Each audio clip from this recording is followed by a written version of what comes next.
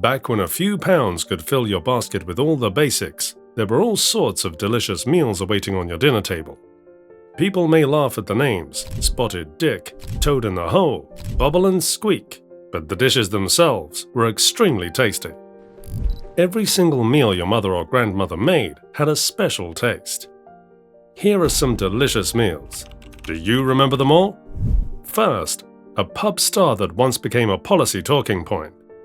Hard-boiled egg wrapped in seasoned sausage, rolled in breadcrumbs, fried until crisp. Pub snack, lager's best friend, satisfying in one hand. The name points to William J. Scott & Sons, not Scotland. In 2021, it briefly headlined debates as a substantial meal. Take a bite and you understand why. Salt, crunch, protein, done. From bar food to oven comfort, built for weeknights. Ignore the title, no amphibians here. Sausages sit in a tin, Yorkshire pudding batter gets poured around them. The oven does the rest. The edges rise, the middle sets soft, and gravy finds every corner. Vegetables on the side and you've got a plate that feels like Sunday without the effort. Reliable, warm, fast. Now to a medieval survivor with perfect slices and tiny edges. Hot water crust shaped like armor, golden and firm, fitted lid on top. Inside, peppery, coarsely ground pork, often set with jelly. It keeps well, travels well, and still turns up at Christmas like clockwork. Cut through and admire the cross-section, pastry, meat, clean lines. It's engineering in pastry, steady and practical. Stay with batter, but give it center stage. Pudding here speaks the savory dialect. Batter meets hot fat, rises into crisp walls with a soft center that holds gravy like a bowl. Hannah Glass named the Yorkshire version in 1747 for its lighter, crispier result. Traditionally paired with roast beef, but any roast with gravy welcomes it. Simple ingredients, big payoff.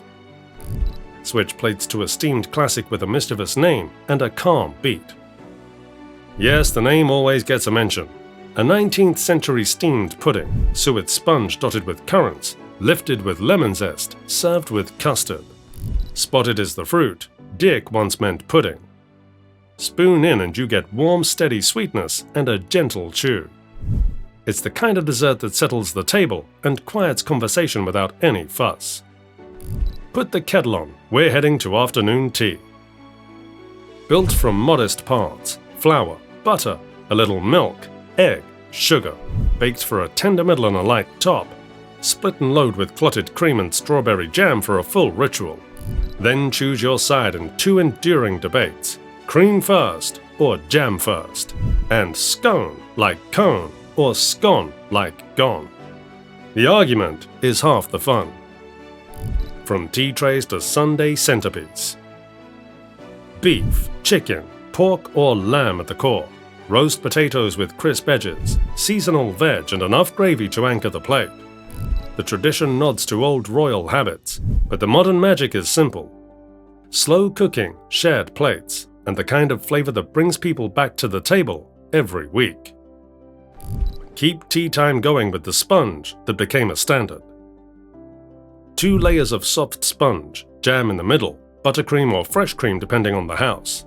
Clean flavor, clean slice, and a texture that never argues with tea. Afternoon tea as a ritual owes much to the 19th century habits, and this cake still carries that calm, civilized note straight through the last crumb. Back to London docks for working-class comfort with a green sauce twist. Short crust pie, today often beef or chicken, served with buttery mash. Instead of brown gravy, traditional shops pour green parsley liquor. Earlier fillings leaned on eels from the Thames, a reminder that British food always adapts to supply and price. Whatever the filling, the plate lands warm and honest.